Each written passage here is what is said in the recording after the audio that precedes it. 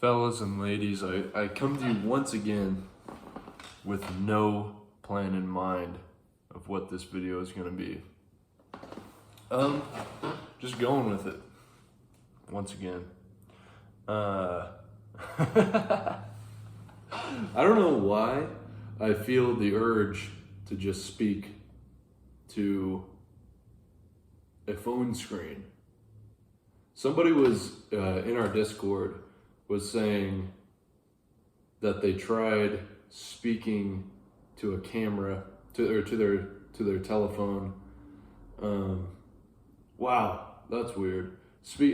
This is a colloquialism that I use quite often because I think it's kind of funny.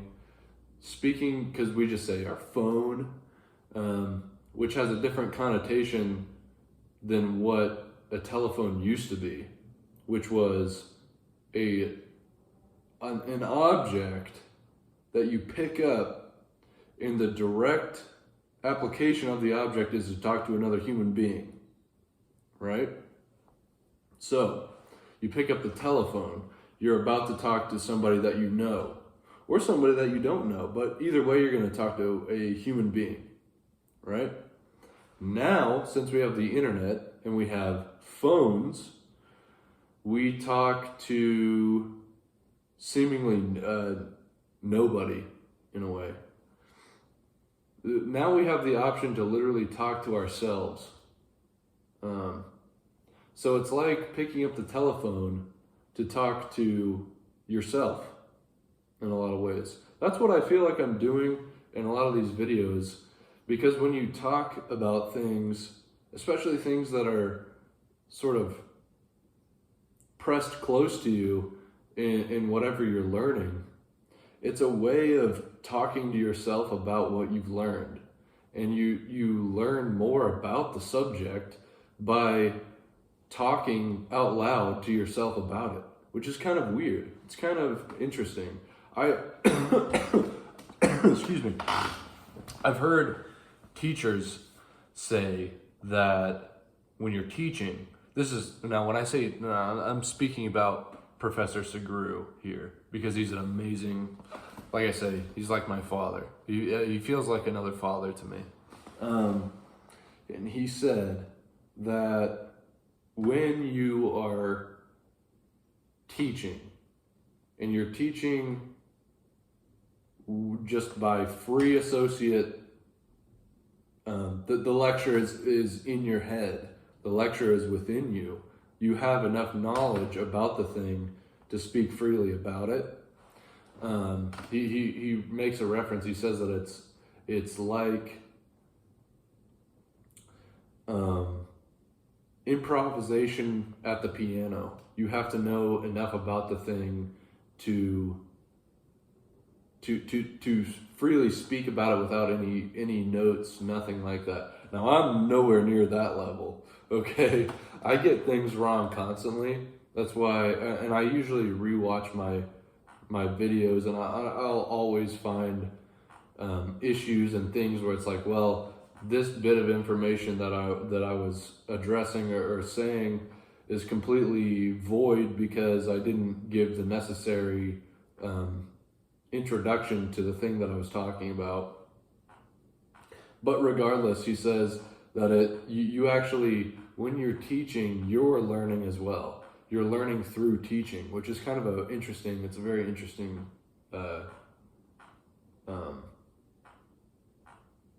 idea.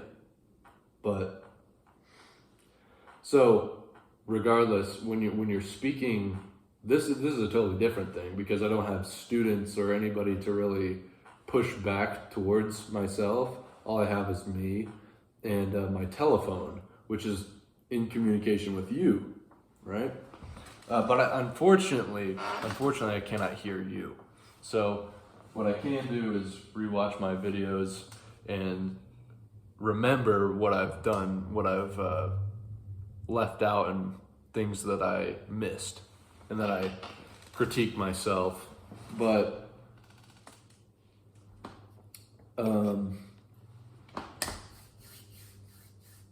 what was I saying? I was talking about the telephone. Somebody was saying in the Discord that they had a hard time doing it because they would have pauses within their speech or within their whatever dialogue that they were engaging in with themselves. You have like a pause where you sort of are just thinking. The only difference between that and what I'm doing is I just say everything that I think. You get better at doing that the more you do it. Which, because of that, you end up saying a whole load of nonsense as well. But, you guys should not be coming to me as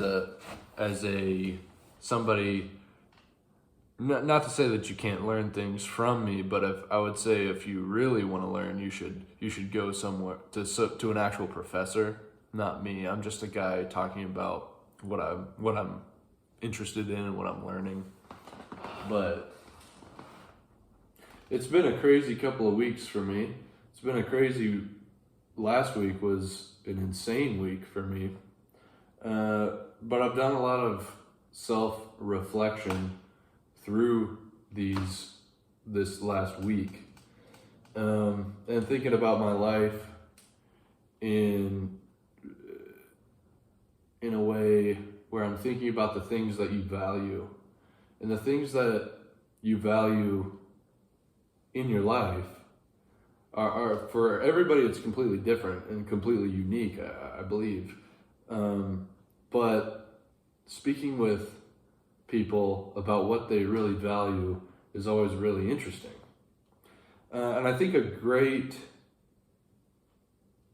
you can find these things out about people through conversation, what they value based off of what they think about all the time. Now, if you go up to somebody and ask, hey man, what do you think about all the time? Typically, when asked about that, nobody's going to have a direct answer that perfectly explains what that is. Maybe they'll have some answer to it that's sort of a contrived answer that may or may not be true, depending on who you're talking to. But with people that I've done this with, it's like whenever I'm asked what my hobbies are, I usually, for whatever reason, when I really need to think about what that is, my mind goes blank, because you want to find something that makes you sound like a normal, sane person. Which, if you were to ask me what my hobbies are, I would probably just quote a line from Nietzsche and just say, I'm a man of occasional habits. Because I dabble in things, and when the feeling of those things has subsided, I don't really feel a need to continue unless I feel drawn to do so once again. Like photography. I'm not actively, it's something that I have, that I was sort of taken with getting into it, because it's a very aesthetic thing. Not only the end result, which would be the picture, the composition. I hesitate to say art, because what I've produced I don't think is anywhere near art.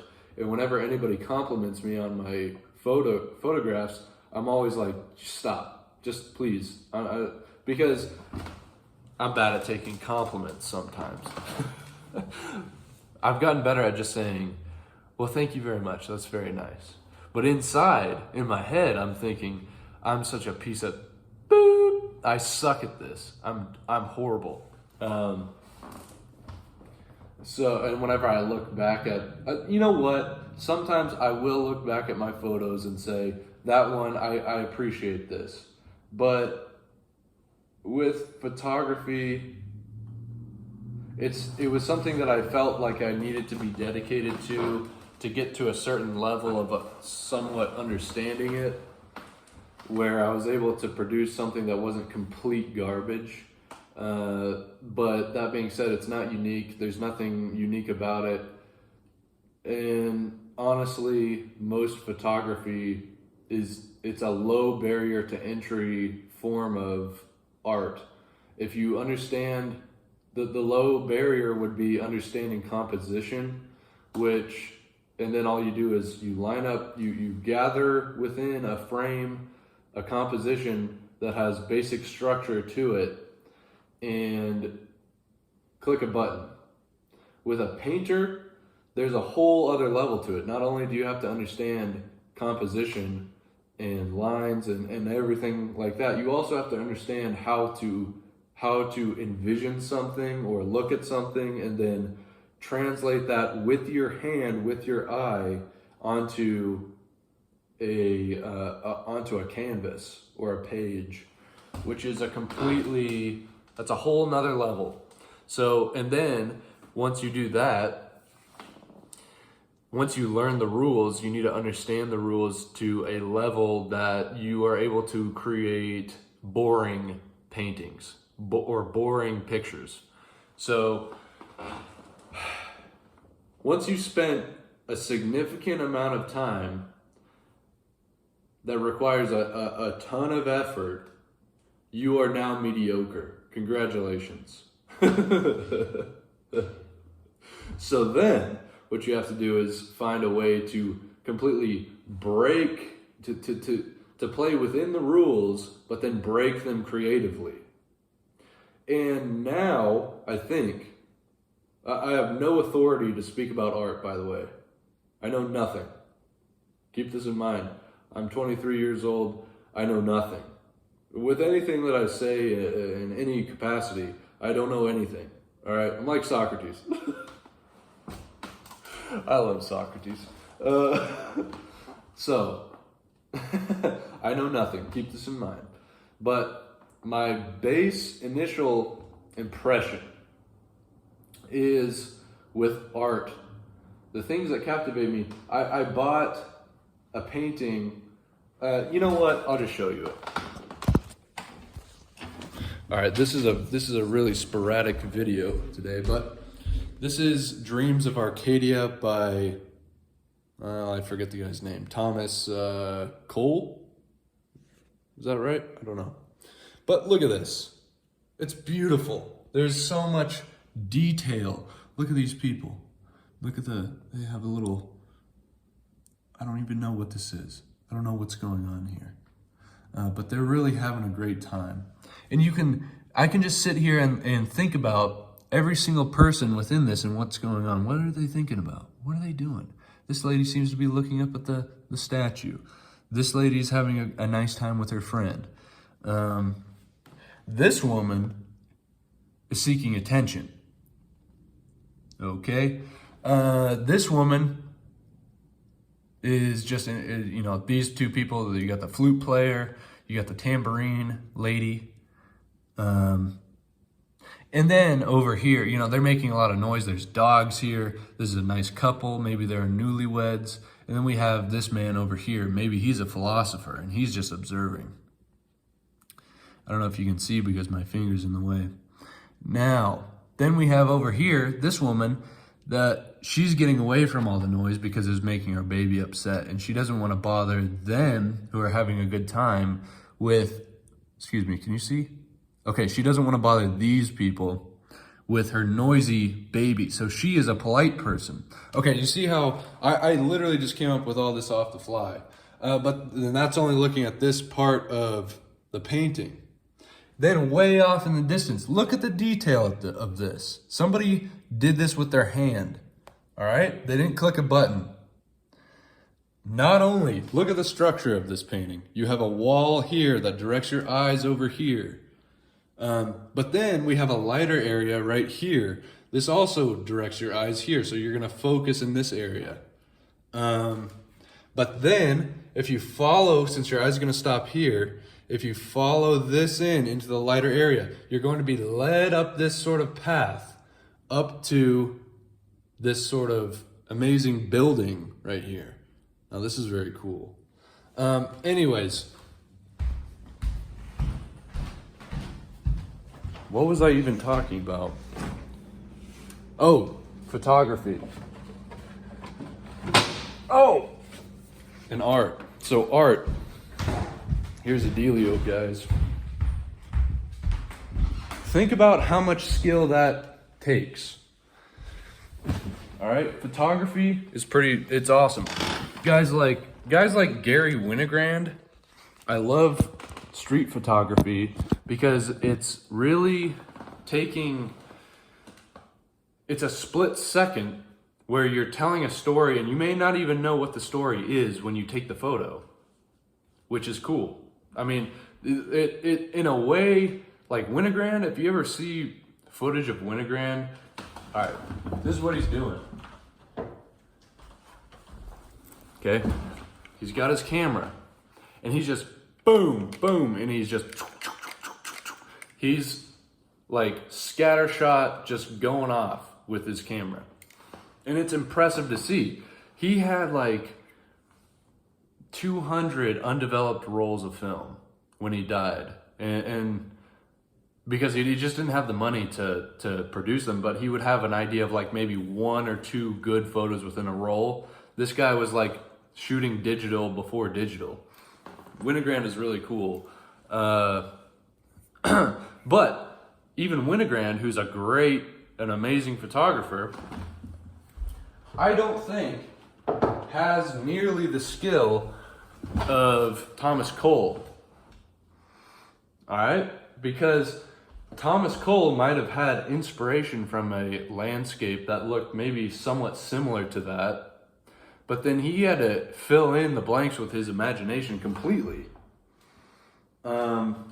And not only did he have to do that, he had to then physically make it happen, which is incredible. But so we go from that to now.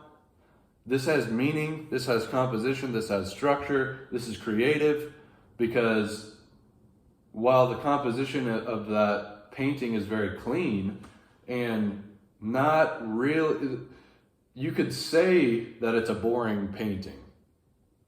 Okay, some douchebag is going to say that that's a boring painting, because now that we're in post-modernity, or we were, I don't keep up with art, but if you look at postmodernist art, it's like, and everybody's anybody who's even remotely educated in any of this stuff will know like Jackson Pollock, where it's just like somebody just took, like a 5-year-old could make it. And it's challenging and it's super interesting because, oh, what did he mean by that? He meant nothing by it. All it is, it's so, look, I'm going too far with this, but it's just so uninspired. But it's meant to be, see, that's an example to throw it back. If any of you have been tracking and remembering what I was talking about before, because I barely do, but here we are. Knowing the rules, the fundamentals of composition, of art, of things that look good to the human eye for whatever reason. And then creatively using that structure that you have and breaking the rules in a way that makes sense. It seems like it's been totally taken, like where you don't even need that. You just break every rule because you don't even know the rules. Maybe. I don't know. It just seems, it's just, I don't know, man. And no offense to anybody who's an aspiring artist or something, but I really think people have no idea what's good. Now, neither do I, okay? I want to come to this part of the discussion in humility a little bit, but, pardon.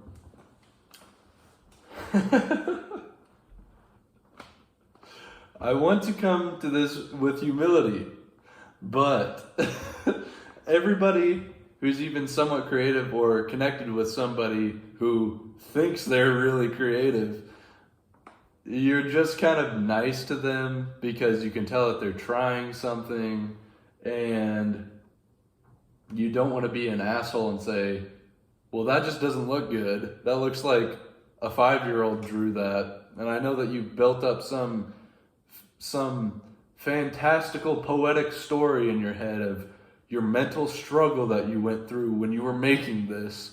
But it would have been better if your mental struggle that was going on within you when you were making this, it would have been better if you just would have kept it up here. Because now I have to deal with the piece of poop that you put on a page and have presented it to me.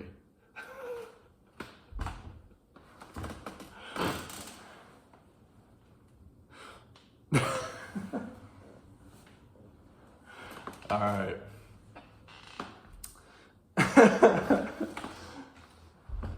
So that's how I feel whenever somebody compliments my photographs. I'm like, you're blowing smoke up my keister. Quit blowing smoke up my ass. All right? I know it's not good. If anything, at the very least, or I mean at the very best, honestly, it's boring. So quit. Either you've not seen anything that's good, and that's why you think that this is so good, or you're just being nice. Now, somebody might say, you shouldn't be so down on yourself.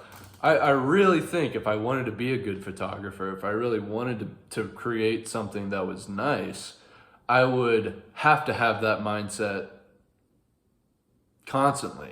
Because the problem is, in this day and age, nobody has that mindset, and everybody thinks their shit's good, which it's not. Oh man, we're going off today.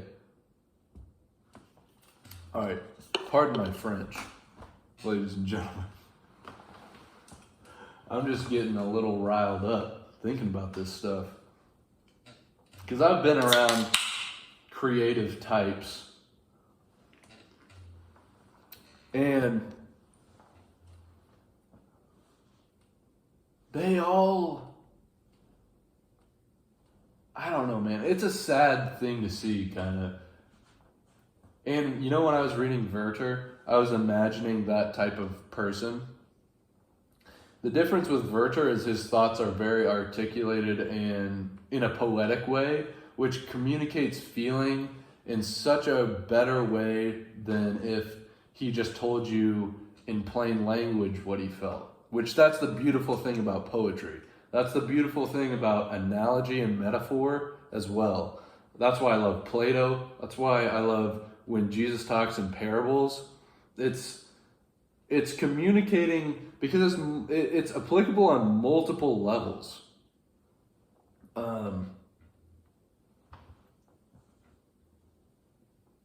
You can take these concepts and apply them to multiple things.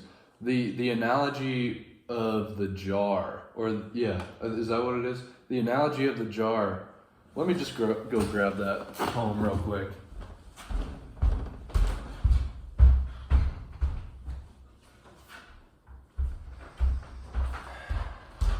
This is a Wallace Stevens poem, The Anecdote of the Jar. I placed a jar in Tennessee, and round it was upon a hill. It made the slovenly wilderness surround that hill. The wilderness rose up to it, and sprawled around, no longer wild. The jar was round upon the ground, and tall, and a port in air. It took dominion everywhere. The jar was gray and bare, and did not give of bird or bush, like nothing else in Tennessee. Pretty simple poem. But when it sits in your head, same with the parables, same with whenever Plato paints himself into a corner and then he has to explain his way out of it using metaphor and myth, it sticks with you and you can think about it in so many levels. That's why the allegory of the cave is so applicable, but let me not go down that rabbit hole yet. Anecdote of the jar. I placed a jar in Tennessee, and round it was upon a hill. It made the slovenly wilderness surround that hill. it made the slovenly wilderness surround that hill. So this jar is being placed. This is the jar. This is a beer can, but let's just pretend it's a jar. And this is a hill. I'm placing it on the hill. Now this is intentionally standing out from nature. And it's making the nature surround this sort of austere thing that is separate from nature. If you sit with these things, you'll get many different senses of it. What that means to me, and I've been guided through this, once again, through Segru, so none of these thoughts are completely original, all right? But this is really interesting stuff. Is that the jar could be symbolic of morality, actually. Think about Nietzsche. Think about the Sipo Matador analogy. Okay, we're just talking analogies at this point. Whoa. Okay, so the Sipo Matador. The Sipo Matador is a vine that grows in Java. I don't know if that's right. This is in Beyond Good and Evil, I believe. But the Sipo Matador is sort of the analogy akin to, it's an extrapolation from nature applied to human governance and human nature in a way. So the aristocrats, the great men of history, what Nietzsche would call the Übermensch, are like the Sipo Matador. And what they do, what the tree is like, okay, let me explain. I've poorly explained this to begin with. There's a tree in these jungles that grow up, and then there's this vine called the Sipo Matador that is this sort of parasitical, almost vine that grows up on these trees. And when it grows up on these trees, it sucks the life from the trees so that the tree is going to die and is going to be fed upon by bugs and all kinds of things because the nutrients is being sucked up into the Sipo Matador. So the Sipo Matador climbs up this tree, sucks the life out of it, and through the tree giving its life, without its will, to the Sipo Matador is able to grow up this tree and sprout and flower up above the tree and stand above the tree. And it's this beautiful thing. But meanwhile, this tree has died and has been exploited by the Sipo Matador. But because it's been exploited, this great, beautiful thing is able to be produced. So that's kind of like the relation between the Übermensch, the Aristoi, and the hoi polloi. The hoi polloi being the tree, the Aristoi being the Sipo Matador. All right, you get the point. So what he's saying about the fundamental nature of humans is that within humanity, we are going to have Sipo Matador-like people that are going to, it's their natural place within reality, within the world we live in, to parasitically exploit the commoners, the hoi polloi, the many, for the benefit of the few. And we're not allowed, what we're not going to do, what we can do, what we have done, this is Nietzsche talking, all right, not me, this is Nietzsche. What we can do, and what we should see this as, is purely a natural thing, okay? And yeah, I mean, I think that's probably true, because the Lord of this world has made it thus. And so he says, in essence, life is never going to be without exploitation. If that requires slavery, okay, if that requires war, all these things. Think about the Million Dialogue once again. Okay, he would say this is just simply a natural process of life. Are you going to morally condemn the Sipo Matador? Probably not. So why are we morally condemning human beings? You see, the difference is between Nietzsche and Christians is Nietzsche presupposes that there's no God, there's no objective moral order. So without that, are you going to apply an arbitrary moral value to a piece of nature, which is like the Sipo Matador? Well, it turns out that there's nothing special about humanity, there's nothing special about humans that distinguishes us from the Sipo Matador. Okay, so there's no difference. What this is akin to is in the Odyssey, Circe. Circe turns men to pigs, returns to their natural status, which is what Nietzsche thinks. So, through realizing this myself, I'm like, okay, that might be the case. That being said, I would sure like a jar in Tennessee to place on this. That being morality. So that's where, I came to that sort of conclusion where it's like, that may be the case, the natural case of the world.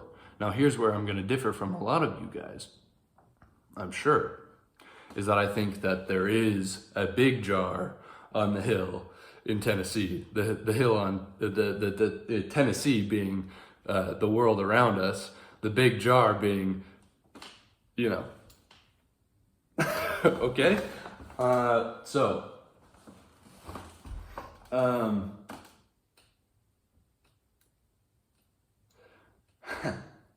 But the jar on the hill in Tennessee is, you could also say that that's civilization, or you could say it's actually just a jar. That's the beautiful thing about poetry. I love poetry. It sticks with you and it communicates with you in a way where there's something underlying going on, and it's very beautiful. Man. But I guess that's also sort of hearing what Nietzsche brings up there and saying, yes, this is the case. Therefore, because this is the case, am I going to go ahead and say that because this is the case, that we ought to say, well, slavery, we should just, it's just part of nature? I mean, would any of you agree with that? This is the tricky part. Okay, those of you eagle-eyed listeners or viewers should be able to realize what I'm doing here. This is the Hume is ought distinction.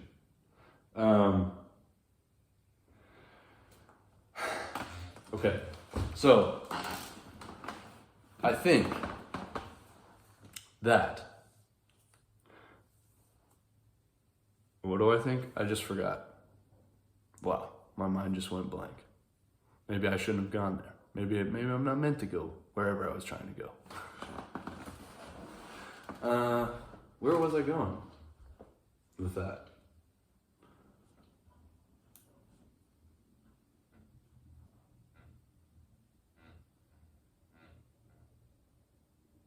Well, the video is getting long. I think that there's definitely more that I want to say, but I need to jog my brain a little bit. So maybe we'll just think of some random things.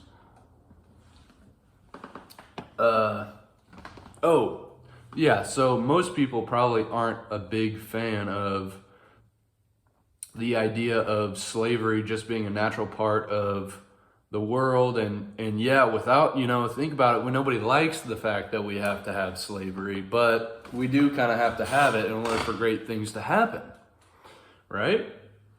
In order for us to have Nike shirts, and Nike shoes, and Nike pants, because everybody loves wearing athleisure wear.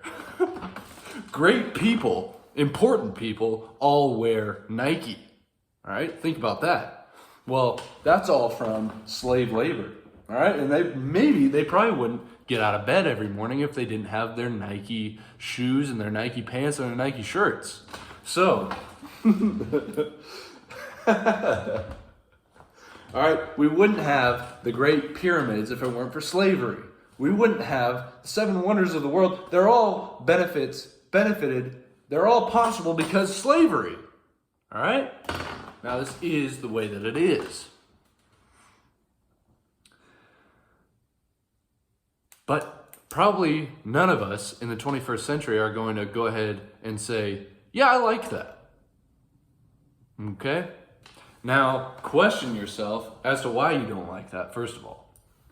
And if you're led to thought that all humans are equal, therefore no humans should own other humans because that's not for us to do, and that's unjust, and that's immoral, think about why you made that conclusion. Why do you think all people are equal? Under what rubric, under what rule is that true? Could it be that you got that from Christianity? Could that be because there's a God?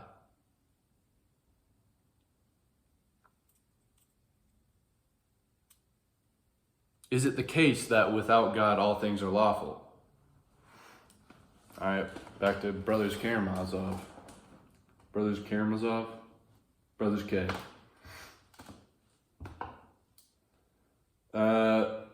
These are important questions. At least in my mind, I think, and I know, that without God, all humans are not equal. There's no rational process that you could go through, at least that I've thought of, okay? I'm going to come with humility here, that I've thought of, at least, okay? That would suggest that all humans are equal without God.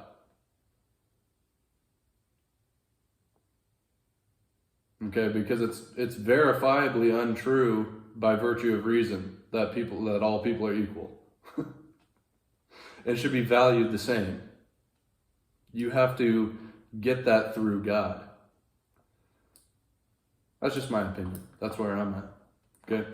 If you're not there, that's okay. But I think that, look, this is the crazy thing that won't make the atheists happy, and it won't make the Christians happy either. This statement that I'm about to make will literally get me labeled as a retard across the board, I'm pretty sure. But reading Nietzsche in some ways led me to Christianity. Now the Nietzscheans are going to say, well, then you clearly don't understand Nietzsche. Okay, I've taken from Nietzsche things where I'm like, wow, this is probably true. But there's a way out of this. You know what? And it couldn't have come from any kind of rational, deductive process to get to the answer that I've now come to. All right, I know that. And it's not that Nietzsche spurred me on to, oh, now I really need to do the logical process to become a Christian. No, that's not it. Not at all. But all these things have built up, and God has worked through my life and added all these things to get me to an understanding where it's like, I can understand where God has directed my life to be able to make this leap of faith. Which is, hey, that, once again, I'm speaking purely for myself, all right? And I'm not trying to give you some kind of apologetics argument. Apologetics has never appealed to me, and it still doesn't. Because at least from my experience, apologetics seems to be trying to get people to logically go to that answer, which I think in my opinion, all right? Believers might disagree with me, I don't know. But taking you down a logical road to come to a leap of faith is not a leap of faith. It doesn't seem like it to me. Because it's not through a logical process are you saved. All right, this probably makes zero sense to a lot of people. So I'm going to get off that. Discussing religion, politics, slavery, all these things that are controversial things, but I'm just speaking my mind because I'm just some idiot, retard, 23-year-old kid on YouTube talking to his telephone. All right, so we've come full circle. That's all for now. Goodbye.